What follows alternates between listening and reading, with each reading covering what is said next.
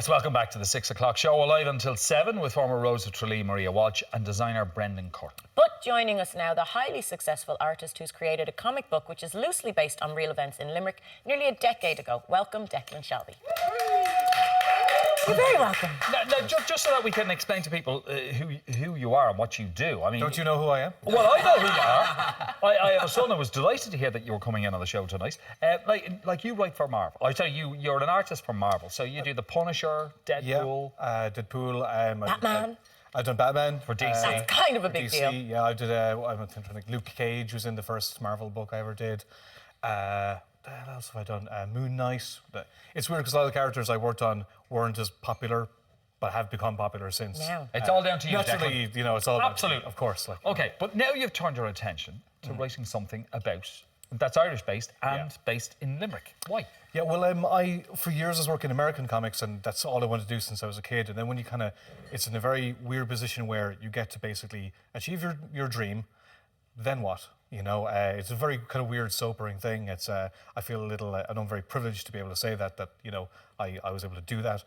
Afterwards, after working for Marvel for years, which I really, really enjoyed, and there's lots of great characters, and I got to draw crazy stuff.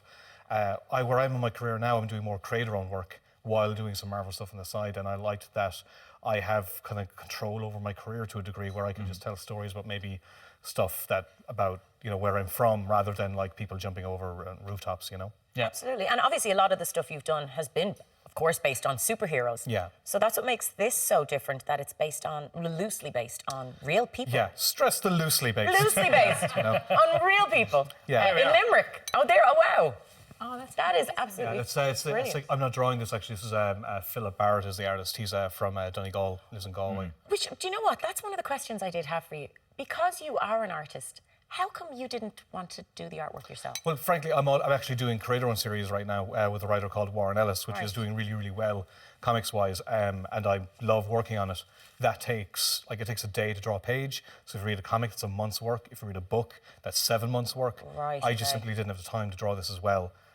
But you know, writers get to work on loads of projects because it takes so much less time. Yeah. So I thought, well, why would I let that stop me from making a book? Especially when there's so many talented people in Ireland who don't have the opportunities that I've had. I liked the idea of drawing for like successful writers and maybe writing for artists who really don't have the exposure that I've had. Fair enough. Okay, well, tell us about... I'm a hero is what I'm trying to... You're just an all-round legend, basically. I'm just amazing. Absolutely. Let's all kiss the feet. I shall present them. Tell us about the story. The story is, well, I went to art college in Limerick like 99, 2003.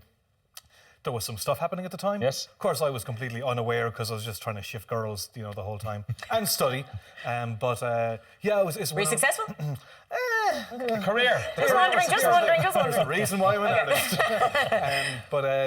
No, it's kind of thinking about. I did a lot of research about stuff happening afterwards, and it was pretty insane the stuff that was going on.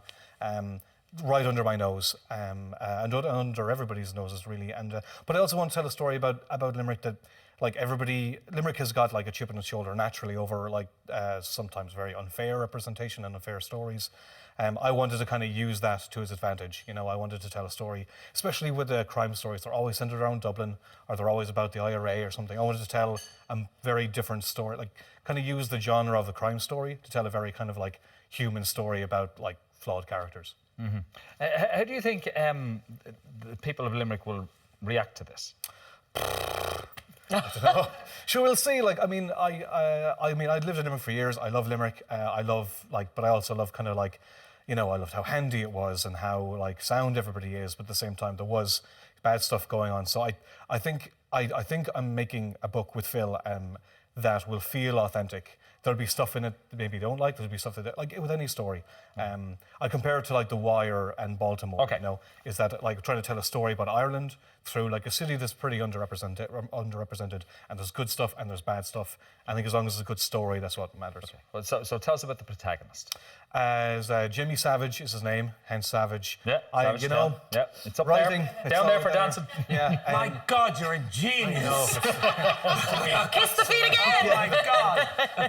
Well, no, it's basically it's about this small family who are a gang, and basically they're not very good, they're not very successful, and there's two bigger gangs basically fighting each other, and it's kind of the story about it's kind of an Irish story about somebody succeeding by accident, failing upwards, as they say. Right.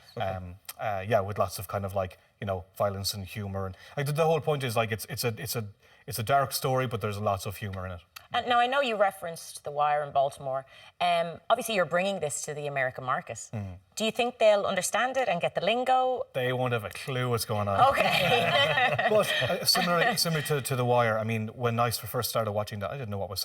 Because there's all this kind of gang lingo that you totally don't understand. Right. But then when you look at the cops, there's all this like procedural language and terminology that nobody outside of the police station would know that. But as you watch the show and the characters, that stuff starts to develop and you kind of get into it. And I'd much prefer... if it was a different publisher, if it was a publisher that had an editorial mandate, they'd say, dumb it down for the Americans. But I think it'll feel much more like an authentic experience if you're reading the story. And, especially because it's a book, you'll have to if you want to finish the story, you're going to have to get into it. And I think there's a more immersive experience because of that. Wow. Okay, it is fascinating, although there won't be a glossary for them to be told what... Actually, I'm talking to a friend about maybe doing like a little web online game where you could have like... he does these kind of like helping to understand languages like Spanish. So we're talking about doing like one with like Limerick slang, going like, "Oh, she's a decent girl," and then it'd be like, "That's a lovely lady." That'd be, I might do that for the laugh. Brilliant. Yeah, exactly. That will work all right. And what's next for you after this? Well, I'm currently working on Injection for the same publisher as the graphic novel. I'm on my third book of that, and that's a kind of a crazy X-Files-esque exploration of mythology and science. And it features some of it's set in Ireland as well. It's like this girl from Dublin who's like this techno genius, and it's kind of like a weird HBO show type thing. So that's kind of where I'm concentrating on, and I do some covers for Marvel and do some writing for Marvel on the side. Stuff I can't talk about. Okay, he's so high up the ladder, he does the covers.